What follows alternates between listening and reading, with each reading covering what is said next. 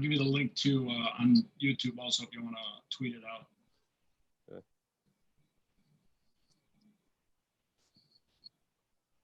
Let's see. Did you share it in the chat? Yeah, I'll just put it in the chat. Give me 1 second. And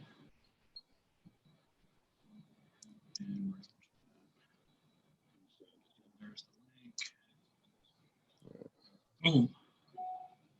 Just like that, through the world of technology, we're live as fuck.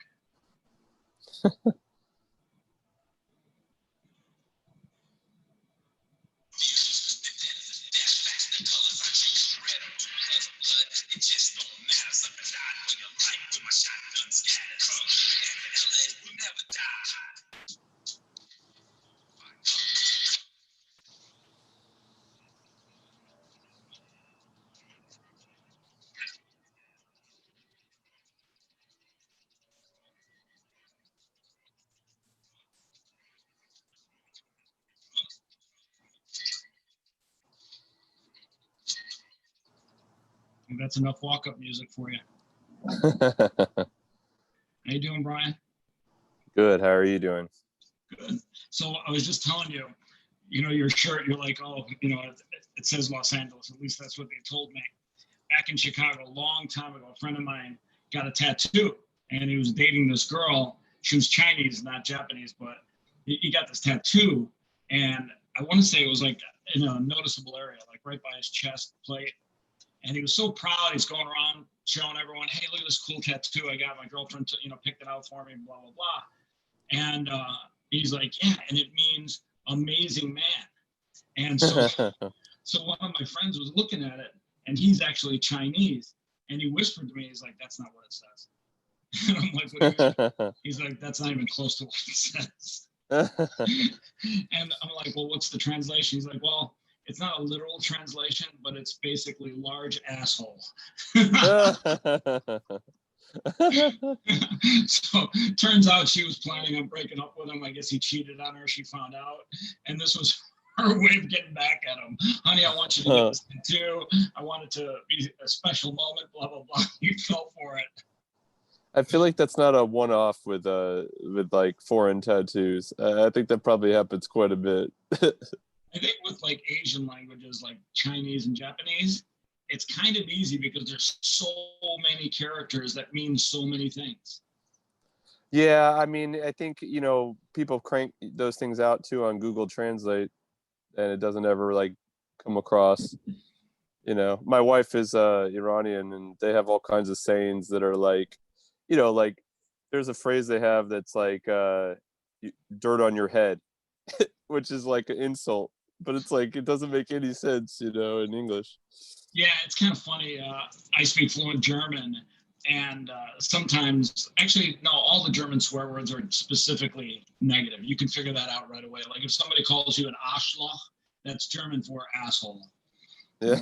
Or, they're all like very clear. Like German people, when they say something about you and you define it, there's no like dirt on the head. It's like, hey, you just called me an asshole. Yeah, Iranians are a little too polite for that. Who knew, huh? Yeah.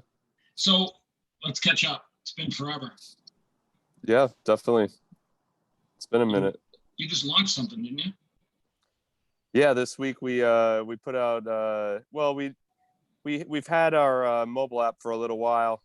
Haven came out around this time last year. It's been out for almost a year now, but I know, it's been for a while. Yeah, but until now it's been closed source. It was just easier for us to build it that way, and we wanted to do some.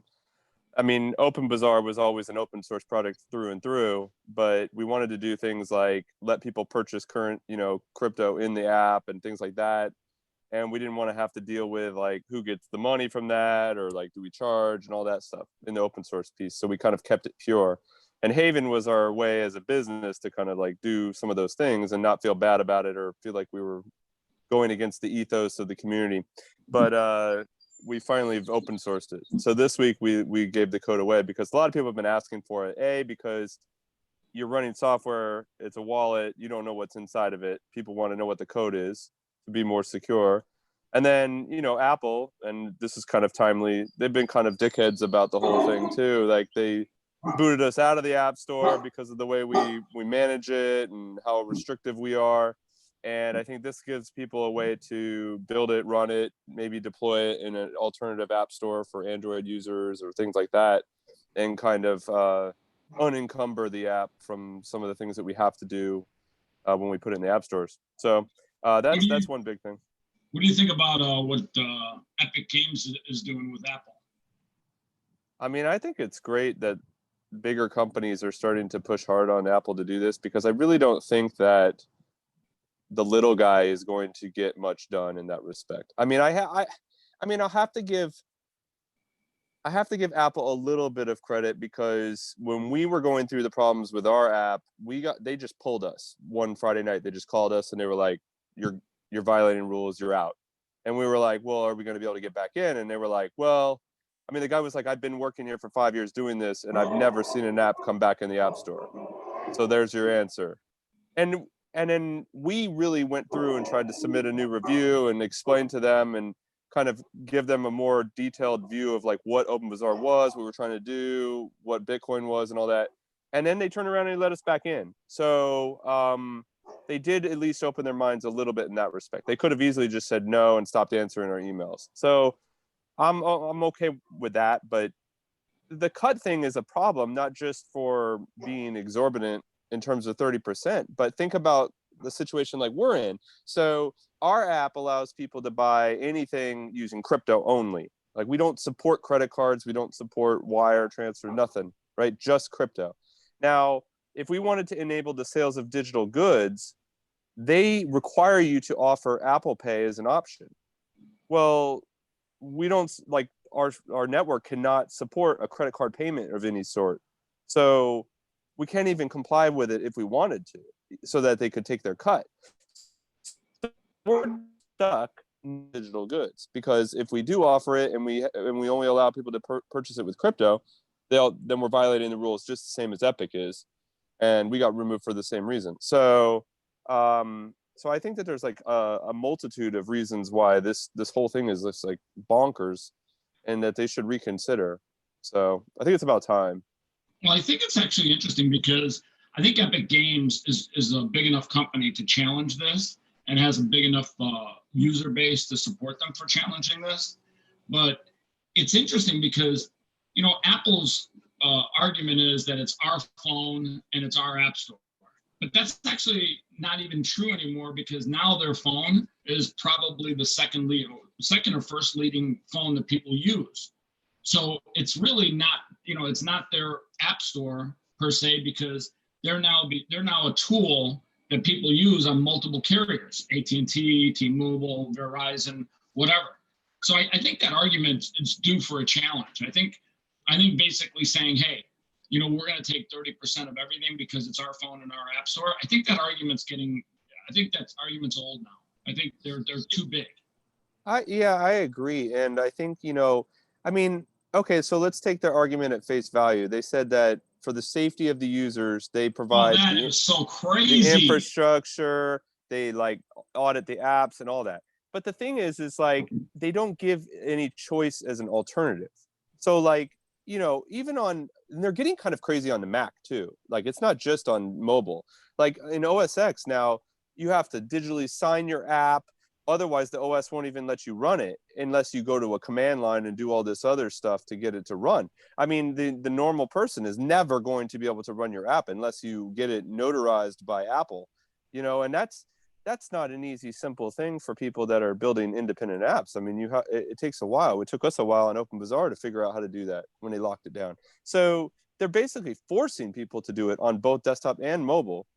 And the safety thing is BS. I mean, let people choose. I mean, you can be the default option, but like, come on. Well, here's the safety BS. TikTok had an app in their app store for a year and a half that was literally harvesting and capturing all the data that was sent to the clipboard. Yeah. Apple's engineers either caught it and ignored it, or didn't catch it and therefore provided no safety for the users. Yeah, and I don't think that they caught it, to be honest. I mean, just my experience with, and it's very limited, I'll be honest with you, but my experience with the App Store reviews has been that at times they don't give a crap about anything. I mean, we've gotten our updates denied because they found illicit products in our marketplace, right? For instance, so they quickly search for like drugs or guns or whatever, and if they find things that violate their restrictions, and then they reject the update. But we've had times when that's gotten through, and other times where they care about it. So it's not consistently applied, it's not consistently reviewed, and things like that, which are a little bit more nuanced or obscure. You know, they're definitely not servicing users in that respect. They're not protecting safety for those kinds of things.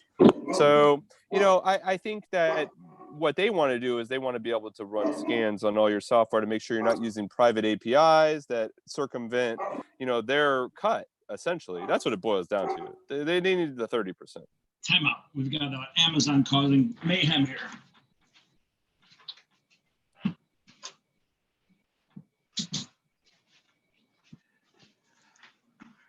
Jesse has a war with Amazon drivers. Even when they don't come to my house, he literally wants to bark at them. But God forbid they come to the door and drop a box, he loses his shit. He'll fly into the door. He literally goes crazy. You'd be trouble in my neighborhood, man. The Amazon guys are here all the time, and my neighbors. Yeah, it's amazing. Like, you look at this lockdown and how it's destroyed small businesses and small entrepreneurs that are in the retail space, but Amazon has just benefited ungodly benefits from this. I mean, Bezos, their market share.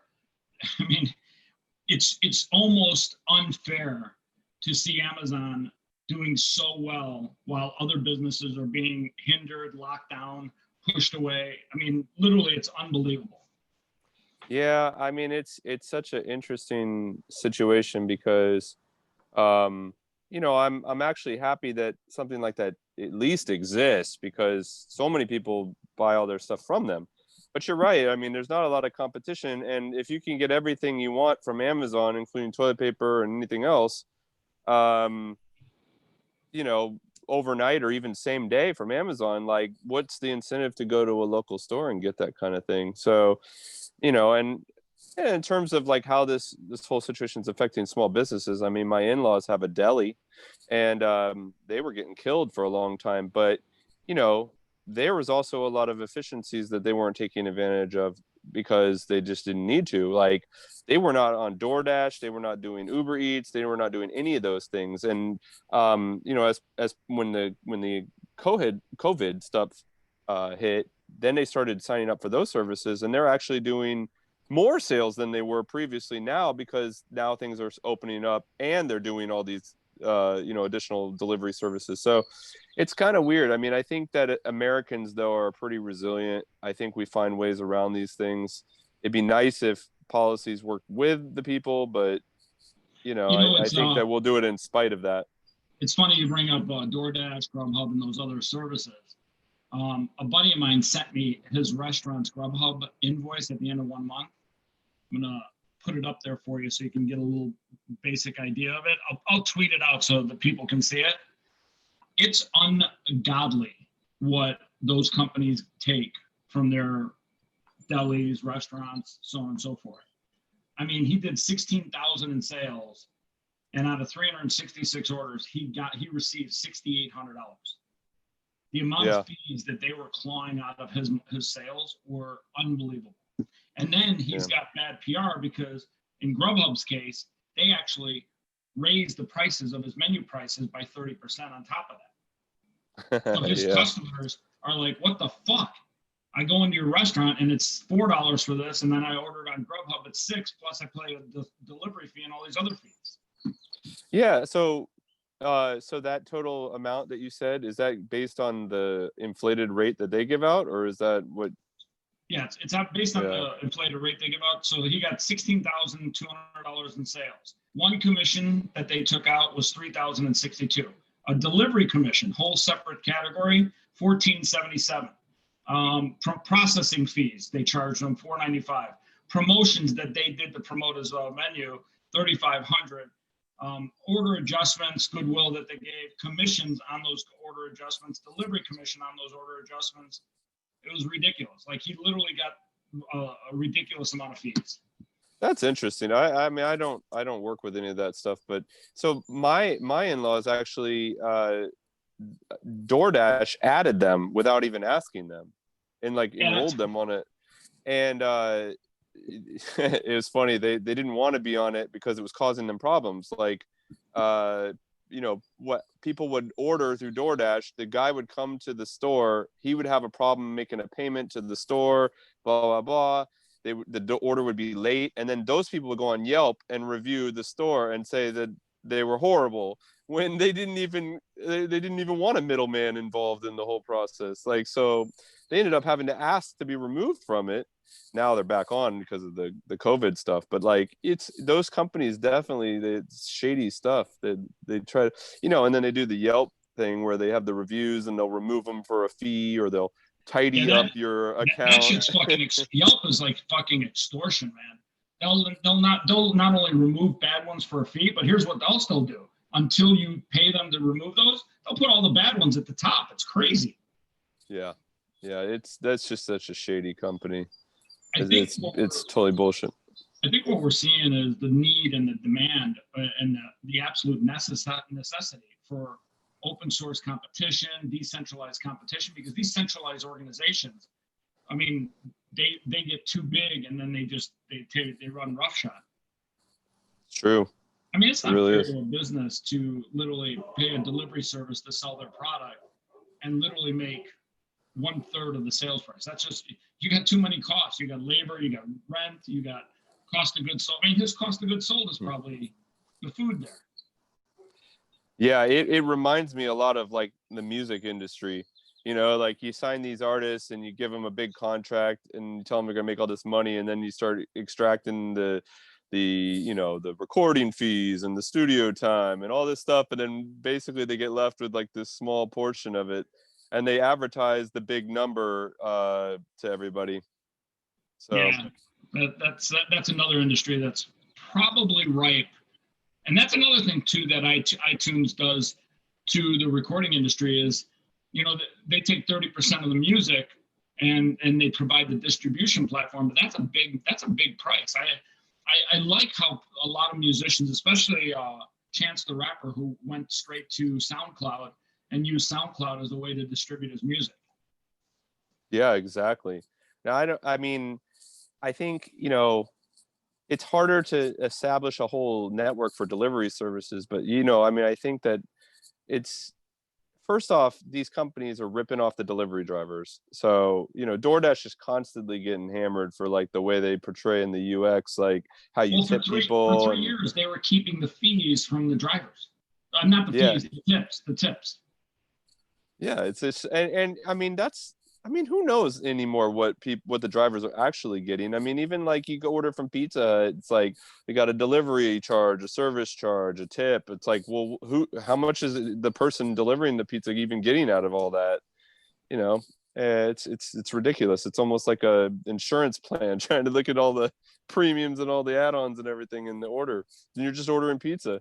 So, you know, I think, you know, some of my neighbors and friends and stuff, they just order directly from the restaurants now, and they do their own delivery, and you don't have to deal with DoorDash. So that's awesome. So you've been in the crypto space for a long time, as I have.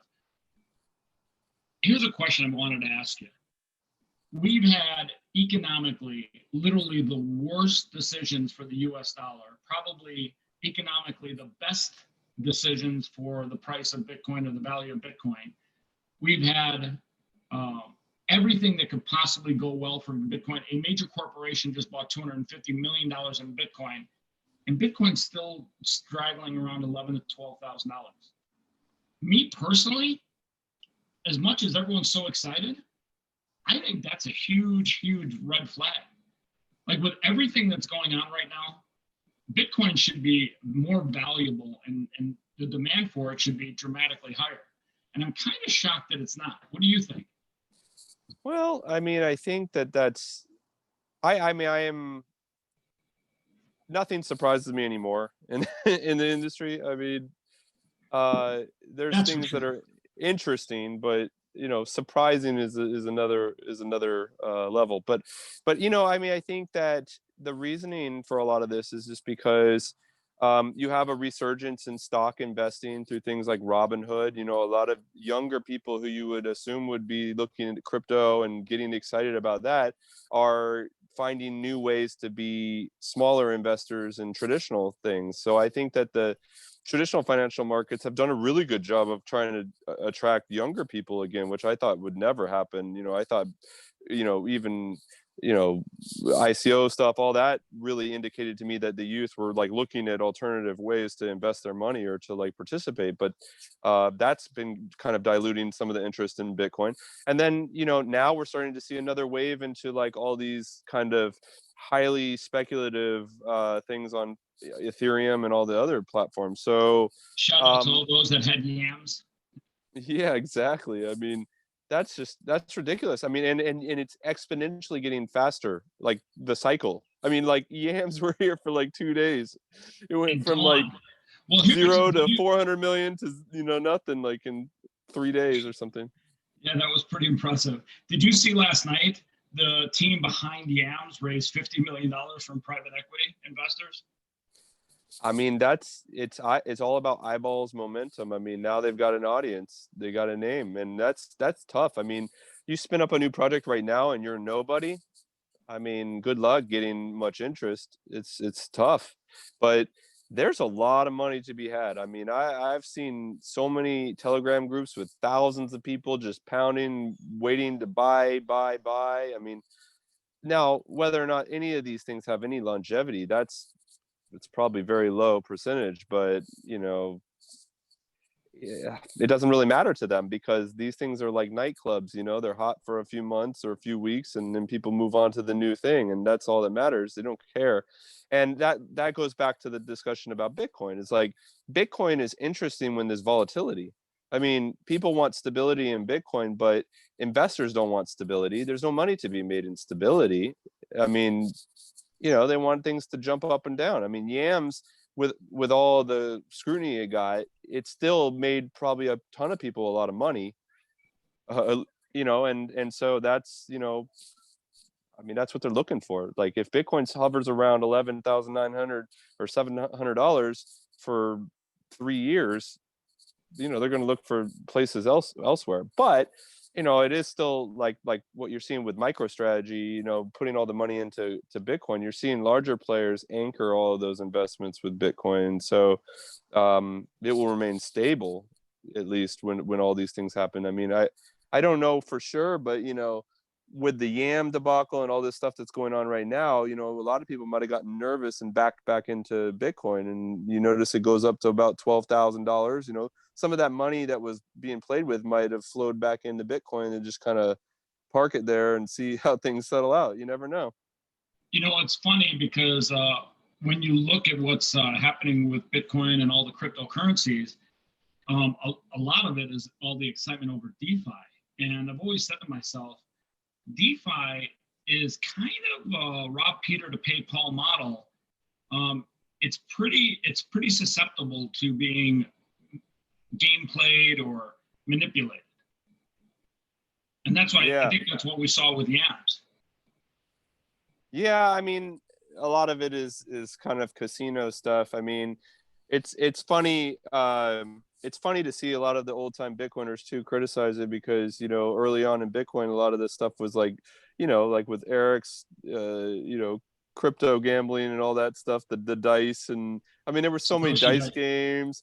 And what was it, the Ponzi.io or whatever that came out where you could put money in it and they promised you get money back. I mean, it was straight up Ponzi, and it was said it was a Ponzi. So these kinds of things have been happening forever, but Shout out to now that Hex.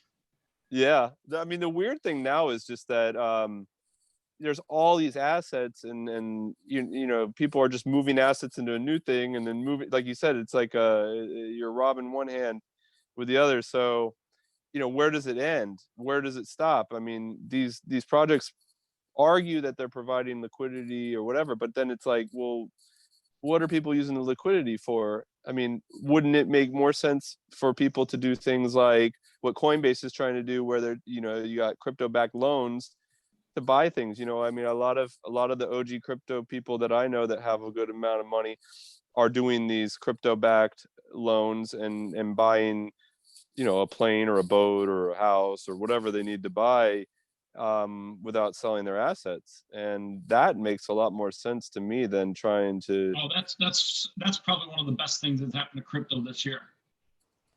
Yeah, for sure. And that's not even that new. I mean, that's been being done for a little while too. But, um, you know, I think if you could bring that to the masses, then it makes a lot more sense. I mean, we need sensible laws around using crypto. I mean, if I buy, t-shirt or a PlayStation, man, I shouldn't have to pay capital gains taxes on these things, or like buying a pack of gum. It's just stupid. And if you're, I mean, these are also arguments for using layer 2 things. I mean, but that stuff is not here yet. So it's a whole combination of things. But either way, I think the DeFi stuff is interesting. I mean, I think it's really cool that you can do so much with Ethereum, but they're running into transaction fee problems and all the Oh, stuff I know that the transaction fees are insane on Ethereum right now. it's just a delayed example of the same thing we saw with Bitcoin. I mean, early on, Bitcoin was pitched as like just a payment processing tool essentially, and you could use it. The fees were so low, you could do anything you wanted with it. I mean, that's when OpenBazaar got spawned. It was like, well, why not use it to buy all these things? And then the fee thing became a problem. And now with Ethereum, you have all these cool dApps you can build, and there's all these new ideas and these weird DeFi projects that people are launching. But now they're so popular, they're killing themselves. The fees are exorbitant. So, um, now they're like, oh, well, layer 2 is where it's going to be solved. Okay. Well, Bitcoin said that, and we're still struggling through Lightning stuff. I mean, I was looking this morning to see, I hadn't checked in a while, but I was like, how hard would it be to build some things on top of Lightning, that are a little bit more advanced? And it's still very like, hard to use, and there's not a lot going on there. I gotta I have say, to give, yeah, I gotta say, Jack Mallers, and his new mobile app, InStrike. Have you paid attention to that at all? yeah. That is a game changer for Bitcoin. That is going to change it is going to bring so many people into Bitcoin in the next probably year to 2 years. Yeah, I mean, that's great. I'm just wondering, where's the rest of the folks that are building these things? I mean, there's a lot of like smaller integrations, but I think there has to be a lot more efforts like that happening. I mean, there should be. I don't know what would It should stop be, but that. I think at the end of the day, you only need one good platform like that to really change the rules of the game and make it easier for people to, like, for example, have you played with the app? Yeah. Yeah, I mean, literally, from my bank account to you, I can send $100 in Bitcoin, and it is seamless. It is just absolutely seamless. Yeah. Nobody has to go and set up a Coinbase account, buy Bitcoin, and then pay me in Bitcoin. I'm telling you that is going to be a huge game changer in the coming year. Yep. Yeah, and I think other platforms, if they can learn from that and adopt that as well, it'll be great. Um, I mean, I think that there's still some obvious challenges with using those things. I mean, I think you think about how would we do this in a web browser, in a lightweight web app or something, that Well, the neat thing about InStrike is, for example, on OpenBazaar, I can shoot a QR code and it'll take money from my bank account and send Bitcoin to that buyer or to that seller. yeah. So I mean that in itself makes InStrike a phenomenal tool for your site. Yep. Yeah, and I definitely think that there would be ways to use things like Neutrino and stuff to make better apps there. I mean, one of the challenges I think with building on Bitcoin at the moment, though, is just that I think that, and comes from my discussions with like lots of investors and things. I mean, there are some that are putting money into pure Bitcoin projects, like Jack and Square's investing in those things, and there's a couple others. But you talk to the people like Andreessen and some of these larger investors, and they could care less about what's going on really in traditional Bitcoin, because they feel like that's all very old school legacy technology. They feel like the smart contracts, the DeFi, the composable architectures, all that stuff is more interesting to them, which is a shame, because I think, it's one thing to not, it's one thing to focus on a bunch of different things, but like to ignore Bitcoin, I mean, that's at your peril in my mind. I mean, I think that there still could be some interesting stuff going on there, and that it won't happen unless there's good investment in the space as well.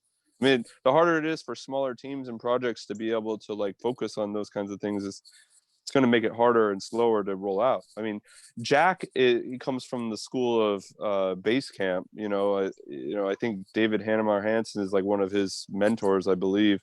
I mean, I'm speaking from what I've heard, so I may be wrong on some of this aspects, but his approach has always been like, you don't need to raise investment necessarily unless you absolutely have to, and you have to build a worthwhile business and focus on that. And that's good, but it keeps people from investing in riskier things and trying new things, because you have to have established some of those.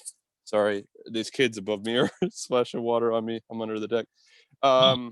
What's above you? There's a deck above me, and the kids are sitting in chairs, and water's coming down through the deck on top of me. Are they your kids or the neighbors? A mix of both. One of the unfortunate things about COVID is that, or it could be fortunate if it makes you happy, but kids are always around. So, and there's not a lot of places to hide. That is true. Are they letting kids go back to school where you're at? The elementary schools, no, they're not. They're actually announced in my county, it's all virtual. My kids do go to private. They go to a Montessori school that's close by, and the kids there have a choice. They can either Zoom in remote and be a part of the class, and they can eat lunch and do all that stuff remotely, or they can show up in person. So my kids are going to go in person, but their classes are small. They're only like 10 kids, so it's a lot easier for them to manage, social distancing and all that stuff. So. Well, yeah, but let's be real. For kids, their immune system, unless they've got some pre-existing condition, COVID's no different than the flu to them. I mean, I think they've had one kid under 22 that's died from COVID in the last 4, 5, 6 months, period. Yeah, I don't know too many people are like super concerned about how their kids will be affected. I think a lot of the people I know, they have in-laws that live with them and things like that, and those folks are a little bit more paranoid about it, but it really depends. I mean my parents, they don't care at all anymore. They're like over it. And and then I have friends that still haven't left their house, so it's a mix. They watch too much CNN, those people. They got to turn the TV off and go outside, get some vitamin D. My friend is an ER doctor in Chicago, and he made it so clear the other day we were talking. He's like, Chris, the average man lives to 69, the average woman lives to 74, and the average person dying of COVID is 80 and a half years old. He's like, these people exceeded their life expectancy anyhow. The number of life years that have been lost to COVID is literally a negative number. Are you advocating we thin the herd? Is that what we're doing? I'm saying that, like, at 80 and a half years old, whether it's COVID, pneumonia, falling down a flight of stairs, heart attack, stroke. I mean, at 80 and a half years old, there's a lot of things that'll knock you off. COVID's just one of them. Yeah. It's I mean, I really don't know. I only know a few people that have gotten it, and people got through it. So I don't know. I mean, I guess if your family's affected more directly, then you might be a little nervous. But well, here's the funny thing. I took the antibody test. I've never been sick significantly, or even period, that I can think of in the last 8 months, and I've got the antibody somehow. And so somewhere along the way, I got COVID, and then my body adapted to it and created the T cells, and now I've got the antibody. I think a lot of people are like that. I think a lot of people have gotten it, didn't even know it, and are walking around with the antibodies. Well, I think that leads to the topic too of, like, they really need to get to a place where like everybody can take the test, sort of like, the one that they have at the White House, where you can quickly. So it's funny you mentioned that, because here in Vegas, there's a project that's being done with a New Jersey-based company. They're the first company that got their test approved for the antibodies.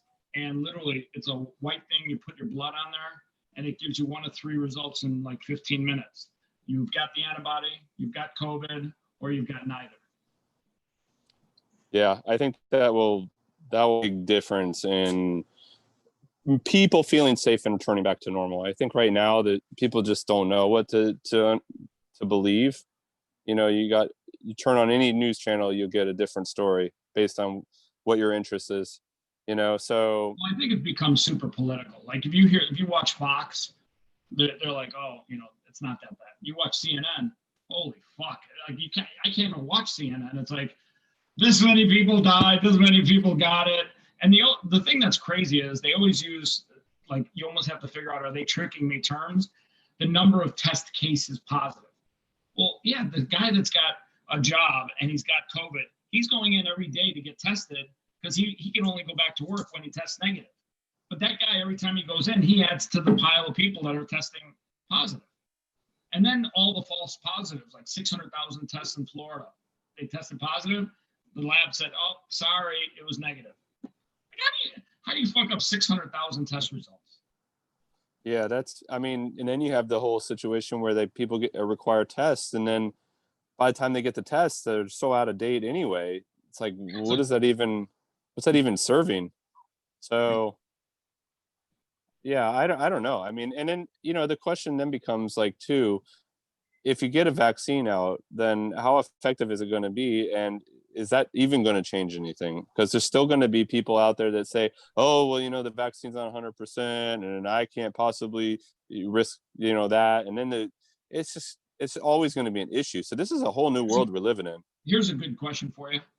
Vaccine comes out tomorrow. Do you and your family take it? I don't have an issue with vaccines. I think I would. I mean, the chickenpox vaccine came out, and me and my siblings didn't get it initially, and my brother got chickenpox later in life, and it was horrible. So isn't it called shingles? Isn't it shingles when you get it later? I don't know. Yeah, because I got shingles later in life, and it was bad, but it wasn't that bad. It was like a rash. Yeah, I mean, he had it bad, and I was just like, you know what? I don't care if I end up getting it, even with the vaccine. That's one thing, but I'll do what I can to prevent it. I'm not an anti-vaxxer. I don't know if I'm an anti-vaxxer, but the whole rush to like come up with this life-saving vaccine, and the fact that Bill Gates is like so rah-rah about it, he's kind of a weirdo, to be honest with you. I mean, there's something weird about Bill Gates. I mean, he's always been obsessed with all this, vaccinations and malaria and all that. So I mean, his TED Talk on population control. No. Yeah, you should watch it. He's like very pro, like, hey, let's trim the herd. Like he's been wanting something like this to come along for a long time. That talk, I want to say, was 2015, just 5 years ago, and he talked about how we have to, as a planet, just reduce our population in order to survive as a species. I was like, did he just say kill off like 2 billion people? I think these hyper billionaires have some kind of extra genes or something where it causes them to be a little nutty in some cases. It's like, I don't know. But I don't consider myself an expert in that space. So the COVID thing, I know a lot of crypto people have also tried to float over into like this space and try and give their thoughts and offers and offer all these suggestions. Shout out to Ryan Selkis. Oh my God. I know. And he literally turned Masari into a statistical thing for COVID instead of crypto for a while. I was like, dude, what the fuck are you doing? It's funny too, because he went from radical, it's going to kill us all, we got to take care of ourselves, and moving out of New York to, okay, I think I might have been wrong. It's like watching Ryan's change was hysterical. Yeah, it's pretty funny. I mean, God, it seems like it was yesterday, but it was 6 months ago. But like probably like January, February timeframe, I was actually out in San Francisco. We were talking with forces, And Who are you talking with? I lost it. Coinbase. Okay.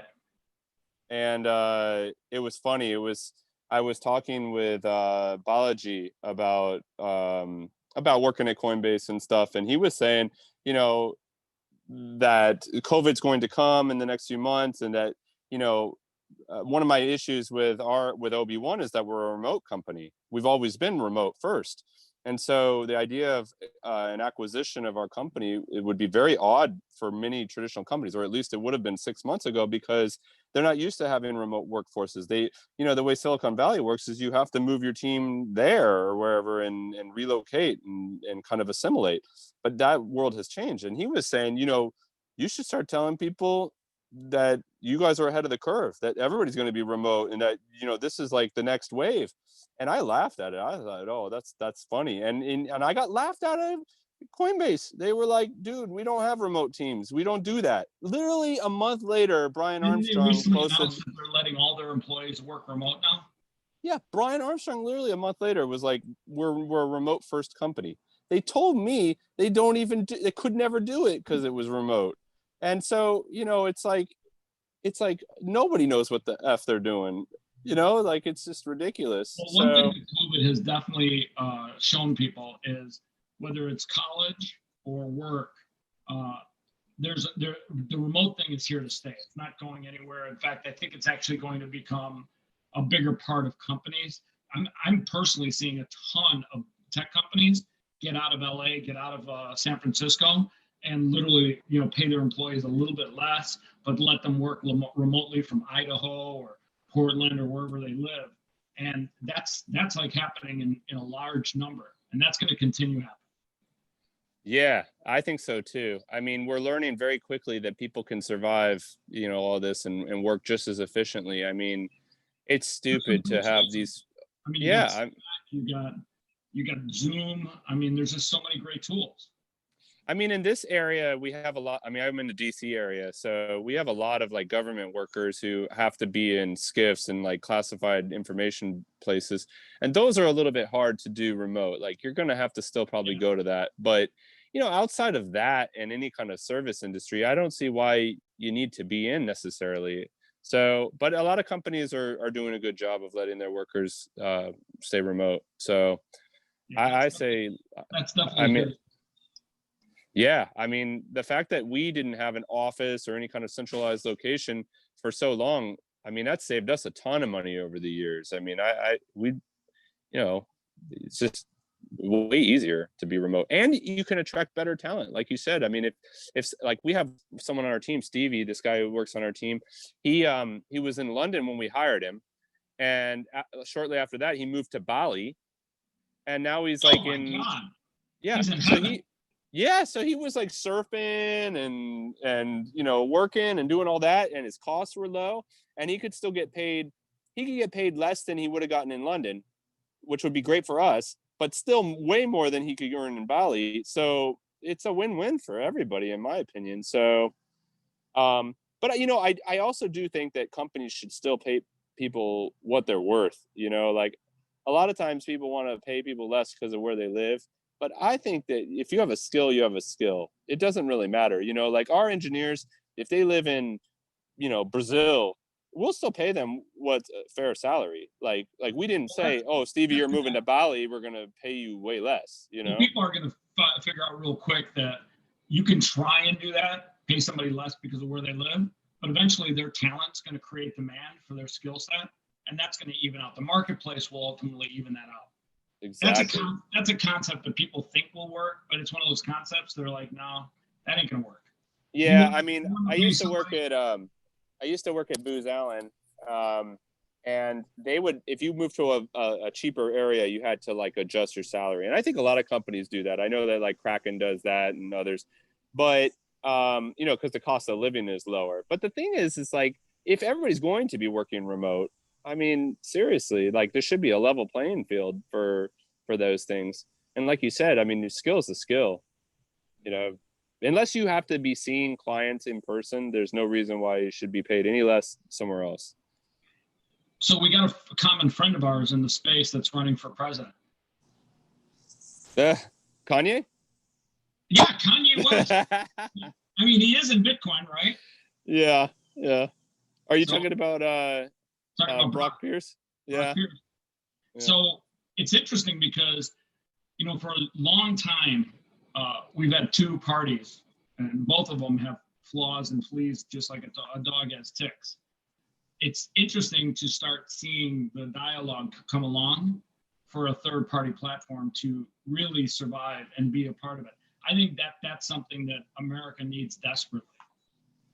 Yeah, I mean, it seems like it would be a time that would be ripe for a third party option.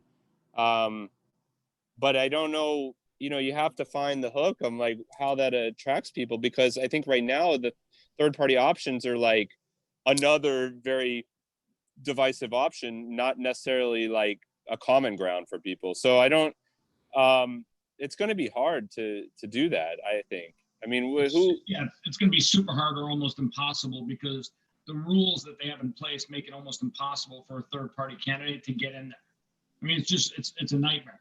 But I think that between Brock, Kanye, even Andrew Yang, like I think Andrew Yang, he's not really a Democrat. He's not really being embraced by his own party.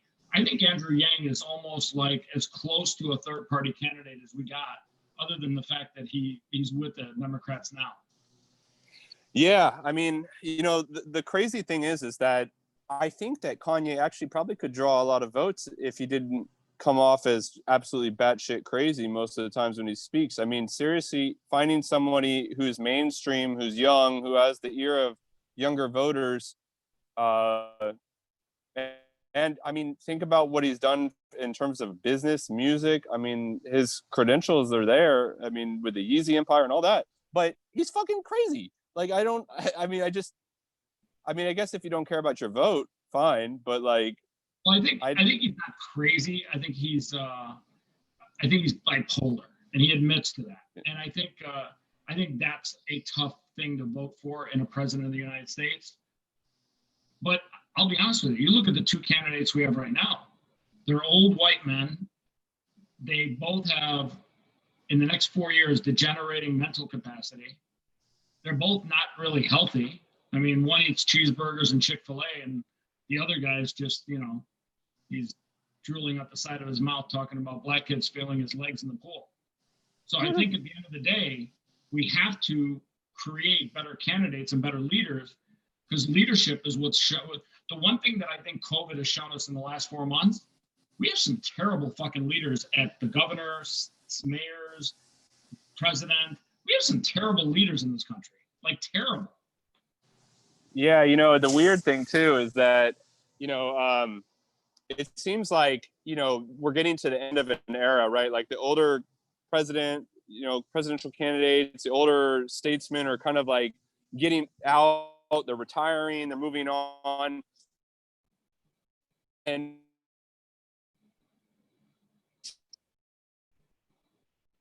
Brian, appease, these older groups. And it's like, you know, I think people are still, they're still trying to appeal to baby boomer generation when there's like a larger group of millennials and younger people coming in that they could energize and get excited. And it's like, yeah, it's just not happening. well, not only that, but we have to get term limits as a part of this country. Some of these politicians are just in office way too long. Their mental capacities are degenerating right before our very own eyes. I mean, when you see stuff like, you see Nancy Pelosi, when she talks, I mean, you can see that she's having a struggle because of her age. She's mentally just slowing down, just like every other human being when they get to, 130 years old or however old she is. And I think we have to have better systems in place. One of those things is term limits. Everyone talks about them, but they never put it on the ballot. They never put it as part of the laws. I mean, we have to have term limits. People have to eventually, hey, you've been there long enough, somebody else has to come in, pick up the ball and run with it. Because when you're in office too long, it creates bad situations where you become complacent, lazy, old, degenerate. Yeah, I agree. And, I mean, I think that even though, but see, this is the thing though. It's like, even though people are young and bringing energy to the campaigns for some reason, whatever, they want to hold on to the legacy world and try and keep it going. And I think the thing with Biden is just that I think people, that's just a vote for like returning to some kind of baseline. Like I think a lot of people that are not on the conservative side consider I don't think that they look at like Obama or Biden as being like the next evolution of where the country should go. It's just kind of like, okay, this has been crazy 4 years for us. Like, how do we get back to at least some kind of stable baseline and then readjust and figure out what the hell we'll do from here? Because Trump is unashamedly like, I'm going to try and shape this shit, like go crazy in a different direction. And I think he's gone even probably beyond what Obama did in terms of trying to shape it in a liberal direction. I think he's like taken that model and said, I'm going to pour gasoline on it and let's go in this direction. So I don't know. I think there's a lot of people in the country are just craving some kind of stable normal in either side. Well, here's the crazy thing. If Biden's the stable normal, they had many other candidates that I think were way more qualified than him. I mean, I didn't think he was going to get it. I didn't think he was going to get it, to be honest. I'll be honest with you. If you look at the betting platforms, there's still like some candidates that are, ranking up pretty high in the Democratic Party. It's not like the betting platforms are saying Biden's going to be there in November. It's kind of weird when you see that. Like when Hillary Clinton is still like getting all these bets on it, it's crazy. Yeah, that's kind of insane. Like if you think about it too, Nancy Pelosi is still on the betting forums. She's still ranking up like 2 cents, 1.5 cents. I'm like, what? How's that even possible? Yeah. If Biden were, for whatever reason, to medically step down, Kamala Harris, she's got challenges because of the fact that she was born in Jamaica. Her parents were not American, so she might be bypassed. The next person on the ticket is Nancy Pelosi. It's crazy. And that's the thing with Brock Pierce and Kanye. You have two candidates that by November, for whatever reason, could medically not be there. All of a sudden, your choices are Kanye and Brock. That's true. I mean, you made a good point on the ages of the two candidates too. I mean, these guys are not like immune to not having something happen to them too at any time. I mean, isn't Biden 79 right now? So if you elect a 79-year-old to run your country, you're saying to yourself, he's going to be in his first year 80, his second year 81, his third year 82, his fourth year 83. I'll be honest with you, I don't even know what Biden looks like at 80 or 81 or 82. I think at 80 or 81 or 82, he's just mentally gonzo. Yeah, but I mean, this is another part of the two-party system. I mean, I can't imagine. I mean, even if you felt that way and you're a hardcore liberal, there's no way in hell you're voting for Trump. So your only option is either not voting or voting for a guy who may be too old. I mean, that's the problem. It's like, you have all these. Here's the crazy thing. I know a bunch of Democrats and liberals here in Nevada. They're so sick that Biden is their candidate that there was a lot of people here in Nevada that loved Andrew Yang. They wanted Yang so bad. And a lot of them are just disenfranchised. They can't even get excited about wanting to go vote for Biden. I think you're going to see a lot of people that just say, fuck it, I don't feel like voting for this guy. Yeah, but I felt that way about Hillary. I thought that she was going to do very poorly just based on people kind of being sick of the Clintons and dealing with all that drama and just not being excited about her. I mean, and she still got a shit ton of votes. I mean, she might not have won, but she did get a lot of votes. So she got a lot of votes, but when you look back retroactively, she got all the media love. She got so many things. Like the night before, she was a 98% favorite to win it. With all that led up into the election, for her not to have won was a huge wake up. People were like, wait a second, I don't care if I see CNN say you're the best. I don't care if I get media to tell me all these things about you. At the end of the day, people just voted and said, hey, I can't vote for her. I think if Trump loses, it will be his fault, not Biden's fault. So, I mean, that's the thing is if I was Biden's campaign manager, I'd literally just have him not show up anywhere and Just shut the fuck up until the election. That brings me to another question. Does Biden get on stage and debate Trump without an earpiece in his ear the whole time? Physically on stage? I don't see why he wouldn't. I mean, he's a politician for a long time. I know a lot of people think that, like, I mean, they act like he's new on the stage or something. 100%. He never gets on stage without some sort of earpiece in his ear. Never gets on stage with Trump and debates him. Never. Are they normally allowed to have an earpiece? I didn't even know that was even a thing. You notice at the pressers that he does now, he has an earpiece, and it's. So I'm 100% sure that so they can coach him to say, hey, don't talk about your fucking hairy legs, and don't call black kids cockroaches. And by the way, even if black people don't vote for you, it doesn't mean that they're not black. I mean, come on. Hey, man, it's a smart strategy. I mean, think about if Trump was able to bite his tongue on some of these things, he'd be like killing it. So I couldn't agree with you more. In fact, it's actually good and bad. He's transparent because he says everything that's on his mind, but it's actually bad sometimes that he says what's on his mind, because sometimes the shit that he says, like I think to myself, Trump's like the epitome of a president that is that meme where he says, okay, here, hold my beer. And then he does something. I mean, it's. I think the question will just be. I think so, I saw someone say this on Twitter. They said that Trump is betting that there are enough people that are excited about that it will overwhelm all these others, because he's not trying to appeal to any of these people that are offended or upset about what he's saying. I don't think that bothers him. I think he thinks there's enough of the others that are going to come out and support him and back him, and they like what he says, and they egg him on. So. I mean, this is not like high level big brain stuff, right? Like he's operating on a very like reactionary kind of level. Like people ask him questions and he just like literally does not think more than 2 seconds about what he's going to say. He's just like, yeah, sure, we'll do it. You know, if it makes sense, we'll do it. You know, you want to buy Iceland? Yeah, fuck it, let's buy Iceland. You know, that was fucking funny. Like I know he wasn't serious, but in some ways in his mind he was like, wait, I think I could actually buy Iceland. Now, well, that's what drives liberals crazy, is because no matter how crazy of a thing he says, there's always some kind of hint of like they might be real in the back of people's mind. It's like, you know, like the whole Mount Rushmore thing. It's just like, when he tweeted out that gold Trump Tower in the middle of Greenland, or what's it? Wait, it was Greenland, not Iceland. Greenland. Yeah, sorry. He tweets out a Trump Tower in the middle of Greenland. Yeah, I promise not to do that. You know, like when he does shit like that, that is truly the most entertaining thing we're getting from any president ever. Well, I mean, see, this is the thing, is like he knows that he'll get publicity on both sides, because it explodes the other people's heads and they got to talk about it.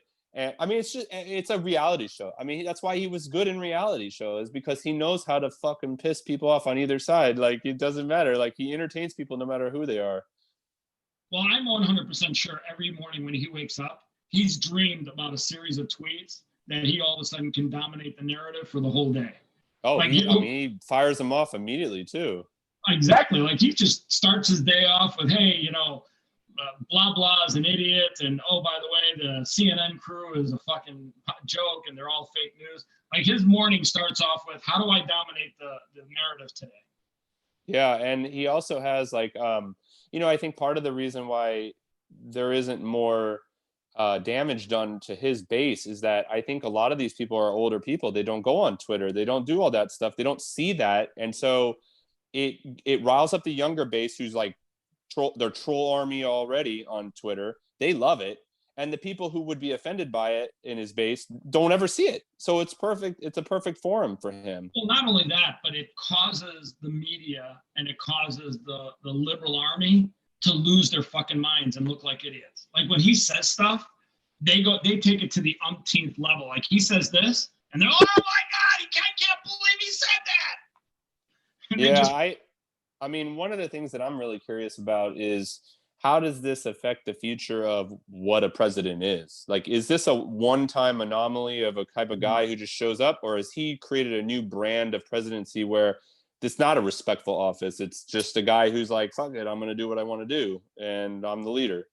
Well, I don't know if that's going to be the future, but I definitely know that tweeting and communicating to the public on a daily basis is going to be a part of every politician's life. Trump literally turned Twitter into your political voice platform. I don't know, man. Can you imagine Biden doing that if he wins? I can't. Well, yeah, don't take this wrong. Biden doesn't even, I don't even think Biden knows how to tweet. I think whoever's tweeting for Biden has got to be, one of his staff.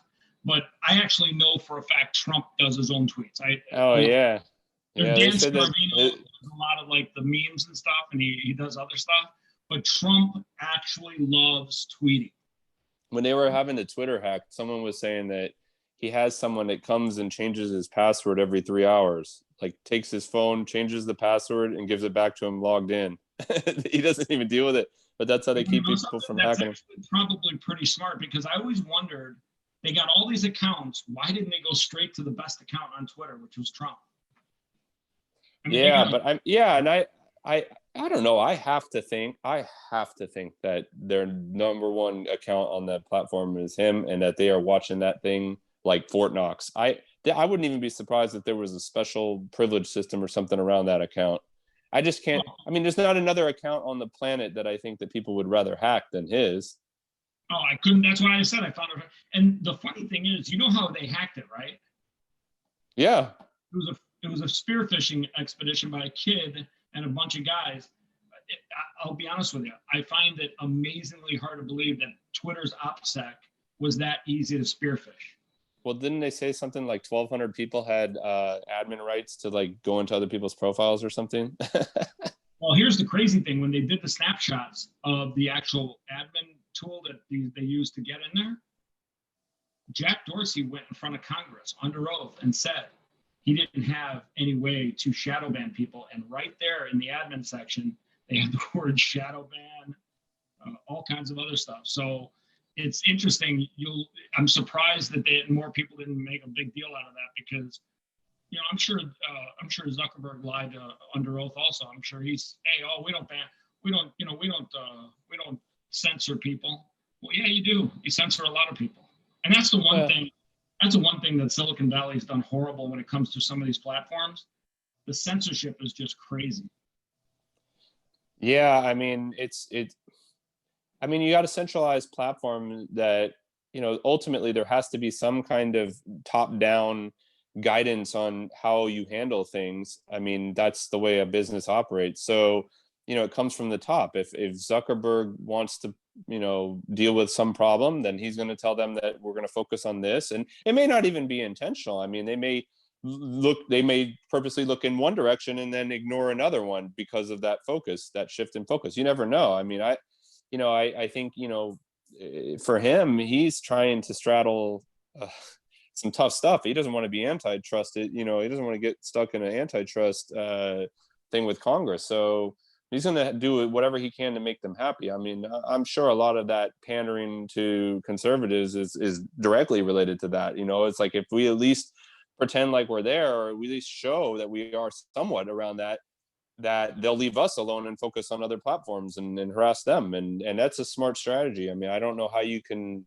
I don't know why you would do anything other than that. I mean, for Jack to start pushing against Trump's accounts, I mean, I wouldn't be surprised if his teams are talking with Trump's teams all the time anyway, and like they know exactly what's going to happen and then why they're doing it. I mean, it's like when people crap on other people and then they like turn around and they're friends. I mean, like, it's just a show, I think, in a lot of respects. I couldn't agree with you more. Hey, listen, it's been great catching up. Where can people find you? I'll put your Twitter link underneath the video. Yeah, Brian C. Hoffman on Twitter is where I spend most of my days. Wow, that sounded like the Fresh Prince intro for a second there. Yeah, and you can you find all the stuff we're working on at openbazaar.org.